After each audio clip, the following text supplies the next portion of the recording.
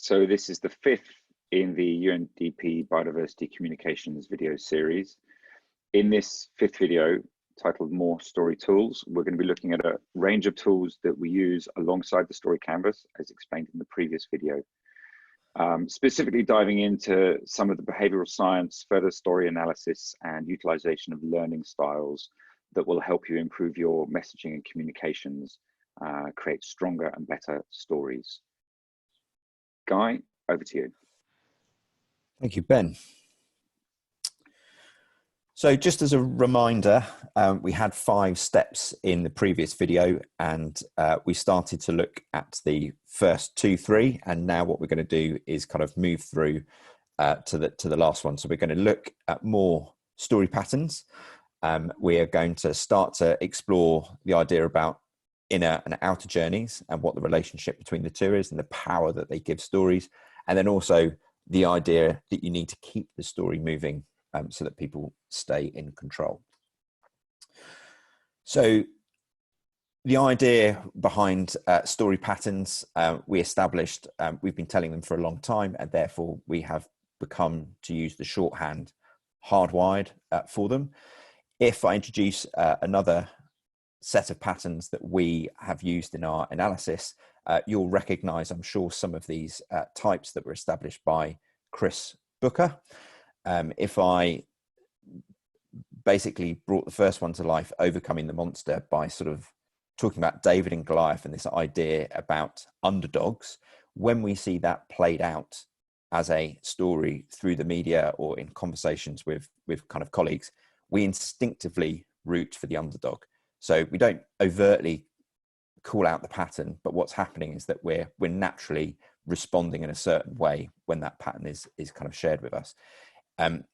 If we were to think about climate breakdown and biodiversity collapse, it's probably understandable that a lot of those story types are tragedies. And one of the challenges there that we'll sort of go on to explore is that fear is a useful kind of short-term motivator, but very, very difficult to use for journeys of change over long periods of time because it's emotionally exhausting. So people tend to fight or flight or stick their head in their sand. Other sort of story types can be very powerful. So you can combine these. So combining a tragedy with a rebirth actually is a way of both capturing the urgent message of change, but also having a hopeful path to kind of redemption and better things. A second tool that we're going to kind of use, and you'll see these tools in particular in the appendix of each of the kind of documents, is around framing position. And the key thing here are the 3 states. So diagnostic, which is stating the issue; prognostic, which is offering a solution and very often how that should be implemented; and then the third one, which is the one that's often overlooked, which is about motivational framing. So it's the call to action once you've done step 1 and step 2. And this is really where emotions like hope can be brought to the fore and used in a powerful way to galvanize and mobilize action.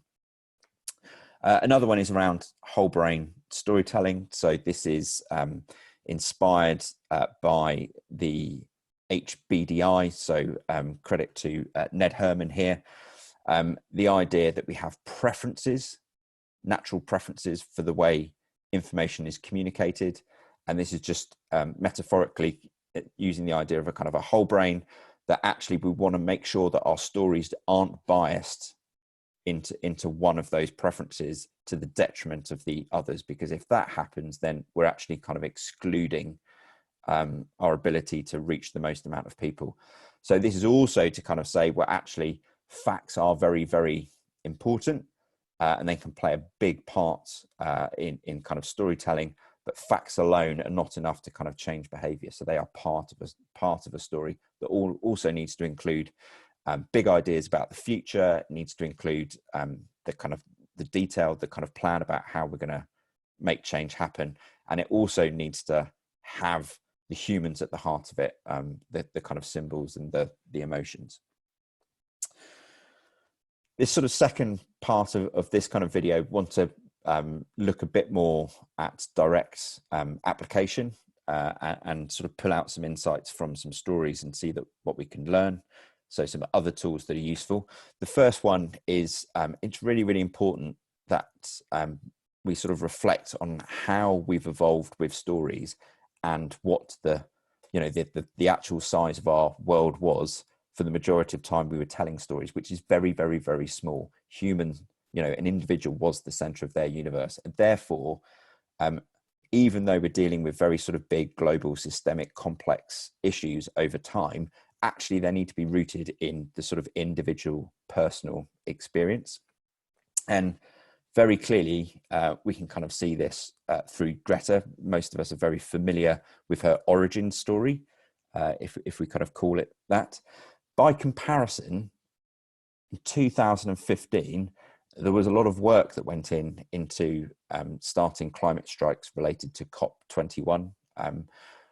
However, the story didn't stick. It didn't get picked up by the media. It didn't get picked up by the public and shared socially. And one of the kind of key reasons is because not all of the building blocks were in place. And in particular, there wasn't a hero to root for. There was no sort of personification. There were no individuals worth caring about.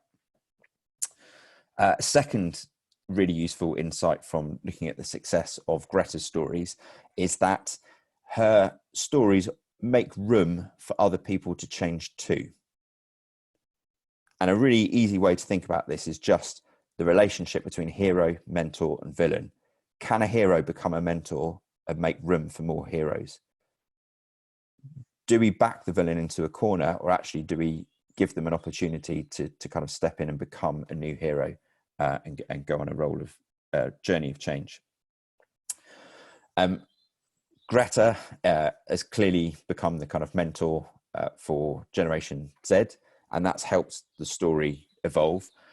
What was really interesting was the climate, the sort of general strikes last September, where some of the villainous behaviors sort of exhibited by Generation Y were offered a chance of redemption when the strikes were opened up for parents to join their kind of children. And that kind of kept the story moving, the movement growing, and also the story becoming more sophisticated. And so this is the idea that stories aren't static, they're kind of living, breathing, dynamic things, but there are deliberate things that you can do to kind of give them that growth. Third insight from the kind of Greta is that she is not just telling stories about the future. She's not even telling stories that make sense of all the change that's happening today in front of us, but actually her stories are allowing people to reconstruct their past. And that's a critical part that's overlooked. But you can see through her inclusion of different allies, for example, the sort of prominence that she had around the D-Day celebrations, through to, I guess, the different stages of journey and challenge that she introduces, such as traveling across the ocean. So with those first half kind of three new tools and the kind of framework that we introduced in the previous video, and then seeing those and some of the other ways that we look at story through the kind of Greta, we will be applying those to each of the individual projects that we've been given them. So there'll be a story analysis and diagnosis, and then we'll start to identifying the patterns, the similarities, the gaps, those that we can pull into useful findings per cluster, and then be able to turn those into recommendations for you. Thank you.